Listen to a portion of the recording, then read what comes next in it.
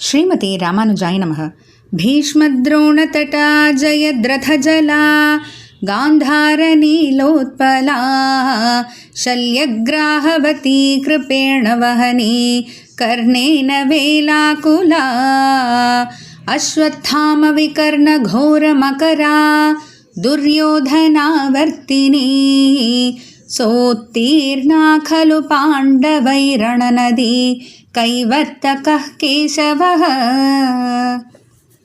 நாள்தோறும் பகவத்கீதையில் ராஜவித்யா ராஜகுஹ்யம் அப்படின்ற 9வது அத்தியாயத்தில் நம்ம 6 ஸ்லோகங்கள் வரைக்கும் பார்த்துருக்கோம். பகவான் தானே எப்படி எல்லா ஜீவராசிகளுக்கும் எல்லா பூதங்களுக்கும் இருப்பிடமாக இருக்கிறதாகவும் தானே எல்லா ஜீவராசிகளுக்குள்ளேயும் வியாபிச்சிருக்கிறதாகவும் சொல்லிட்டு வந்திருக்காரு. இது எப்படி நம்மளால் நம்ப முடியும்? ஏன்னா நம்ம பிறந்ததுலேருந்தே கண்ணால் பார்த்தது, காதால் கேட்குறது, புலன்களால் கிரகிக்கக்கூடியது மட்டுமே நம்ம நம்பி பழகிட்டோம். இப்போ இப்படி ஒன்று சொன்னால் நம்மளுடைய திங்கிங்க்கு, அதாவது ஒரு நினைவாற்றலுக்கு கூட அப்பாற்பட்டதாக இருக்கு இல்லையா? இதை எப்படி நம்ம நம்புறதுன்னா, அதுக்கு பகவானே ஒரு எடுத்துக்காட்டாக எப்படி ஆகாயம் இருக்கு இல்லையா? ஆகாயத்துக்கே ஒரு பெரிய ஆதாரம்லாம் இல்லை. ஆனால் அந்த ஆகாயத்தில் தான் காற்று சுற்றிட்டுருக்கு. அதை எப்படி நீ உன்னால் பார்க்க முடியாது? கண்ணால் பார்க்க முடியாதுன்னா அது எப்படி தாங்குது, இல்லை எப்படி இது பண்ணுதுன்னு நம்மளால் பார்க்க முடியாது இல்லையா? அதே போல் தான் பகவான் எல்லாத்துக்கும் ஆதாரமாக நான் இருக்கேன் அப்படின்னு சொல்கிறாரு. இப்போ தொடர்ந்து 7வது ஸ்லோகத்தில் சர்வபூதானி கௌந்தேய பிரகிருதம் யாந்தி மாமிகாம் கல்பக்ஷயே புனஸ்தானி கல்பாதௌ விஸ்ரஜாம்யஹம்.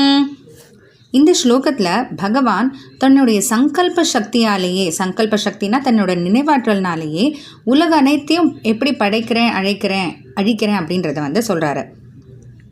சர்வபூதானி எல்லா ஜீவராசிகளும் கல்பக்ஷயே, கல்பத்தினுடைய முடிவில், கல்பம் அப்படின்றது இந்த இடத்துல பிரமனுடைய ஆயுள், அதாவது பிரம்மாவனுடைய ஆயுள் எப்போ முடியுதோ அந்த சமயத்தில் மாமிகாம் என்னுடைய சரீரமாக இருக்கக்கூடிய பிரகிருதி, மூல பிரகிருதி, இதுக்கு முன்னாடியே நம்ம பார்த்தோம் இல்லையா? மூல பிரகிருதி, அதுலேருந்து எப்படி மகான் வருது, அதுலேருந்து அகங்காரம், அதுக்கப்புறம் சாத்விக் அகங்காரம், ராஜச அகங்காரம், பஞ்சபூதங்கள், பஞ்ச தன்மாத்திரங்கள் எல்லாமே அதுலேருந்து தான் வருது இல்லையா? அப்போ பகவானுடைய சரீரமாக, அதாவது பகவானுடைய உடலாக இருக்கக்கூடிய அந்த மூல பிரகிருதியில் எல்லாம் போய் சேருது. எல்லான்னா என்ன? எல்லா ஜீவராசிகளும். கல்பாதவ்னா கல்பத்தினுடைய ஆதியில், கல்பத்தினுடைய ஆரம்பத்தில், அதாவது பிரம்மாவனுடைய ஆயுட்காலத்தினுடைய ஆரம்பத்தில் புனக மறுபடியும் தானி இவையெல்லாம் போது எல்லா ஜீவராசிகள்னு பார்த்தோம்ல, எல்லாமே விஸ்ரஜாமி அகம், நான் திரும்ப உருவாக்குறேன் அப்படின்ட்டு பகவான் சொல்கிறாரு. அதாவது பிரம்மாவனுடைய ஆயுட்காலம் முடிகிற சமயத்தில் அழிவு நடக்குது, அதாவது அழித்தல் நடக்குது. பகவானே எல்லாத்தையும் அழிச்சிடுறாரு அப்படிங்கும்போது அது எதுவும் மறைஞ்செல்லாம் போகிறது கிடையாது. பகவானுடைய உடலுக்கே திரும்ப சேருது. அந்த சமயத்தில் அது ஒரு மனிதனுடைய உடல், அது ஒரு செடி, அது ஒரு மரம், அது ஒரு விலங்கு அப்படின்ட்டுலாம் எதுவும் ஒரு அடையாளமே தெரியாத அளவுக்கு எல்லாம் பகவானுடைய சரீரத்தோடு ஒட்டிகிட்டு இருக்கும். ஒன்றிலிருந்து ஒன்று வித்தியாசம் பார்க்க முடியாத அளவுக்கு. இதுதான் அழித்தல்.